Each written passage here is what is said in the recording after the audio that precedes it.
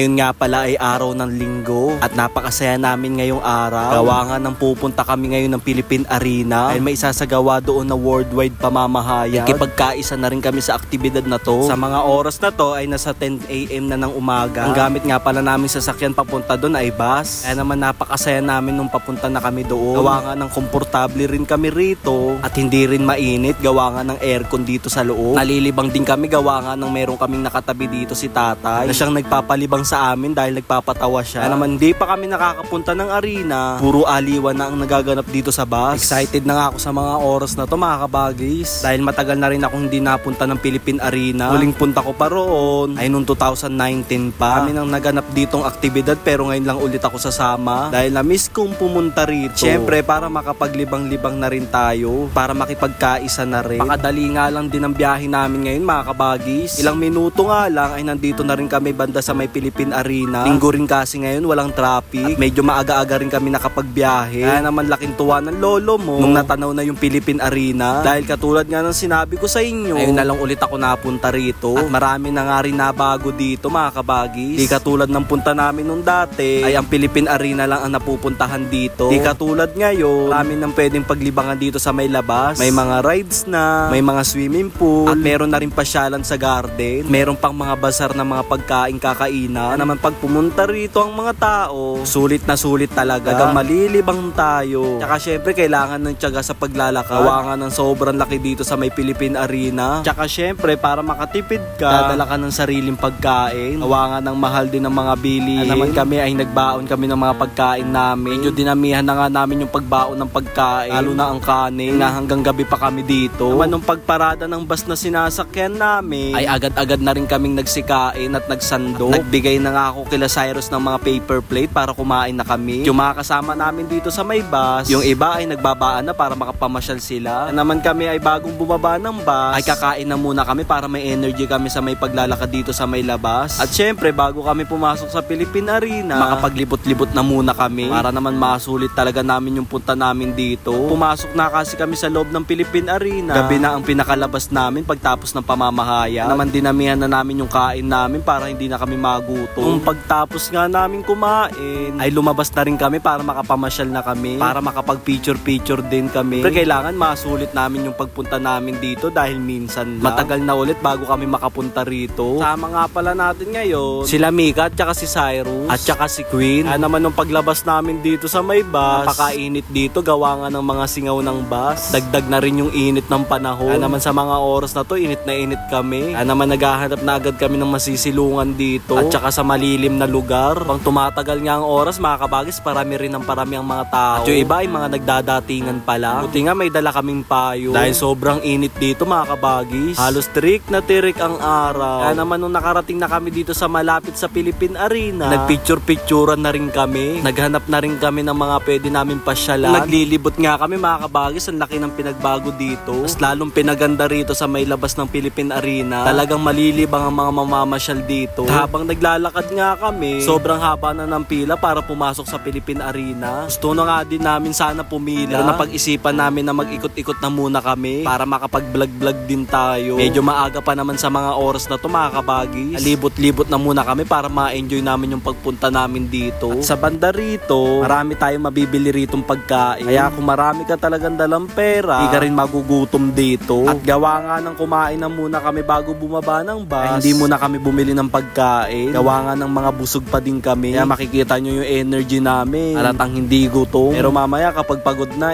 hanap-hanapin na ang pagkain. Pagtapos nga namin mag-picture-picture sa sports stadium, hinahanap nga namin yung lokal dito. Pakaganda kasi ng kapilya rito mga kabagis. Kaya naman sinilip namin kung ano itsura. Nga rin kami nagtatagal sa mga iniikutan namin. Gawa nga ng sobrang init. Kaya naman si Cyrus ay napabili ng inumin dahil nauwaw na kami sa may pag-iikot namin. At nung nakapagpahinga na nga kami, napagdesisyon na namin na magtiyaga ditong pumila. Makapasok na kami sa loob ng Philippine Arena. Halos ilang minuto din kami nakapila dito mga kabagis. Nagtiyagaan lang talaga para makapasok. Nung nakapasok na nga kami, tuwan-tuwa kami dahil nga nakapasok na kami. Dahil napakainit sa may pila. Napakatagal gawa nga ng chinecheck pa ang bawat bag. Higpit kasi dito mga kabagis. Hindi ka basta-basta makakapasok dito sa loob ng arena. Kaya naman nung nandito na kami sa may taas, ay excited na nga kaming makapasok sa loob. Para gawa na rin na makapagpahinga kami kami at nakaupo. Hingal na hingal nga kami sa mga oras na to. Gawa nga ng bandang tuktok na rin kami. Pero okay lang din dahil napakasaya rin dito sa may taas. At sa una nga mga kabagis na problema kami sa inumin namin. Dahil bawal nga magdala ng pagkain at tubig dito. Pero nung pagkaupo nga namin ay may palibre silang tubig dito na malaki. Kaya hindi talaga kami nauwaw sa mga oras na nasa loob kami. Kaya naman habang hindi pa nag-uumpisa ang pamamayag, nakapag-picture at video na muna kami. Nagsimula na kasi ang pamamayag.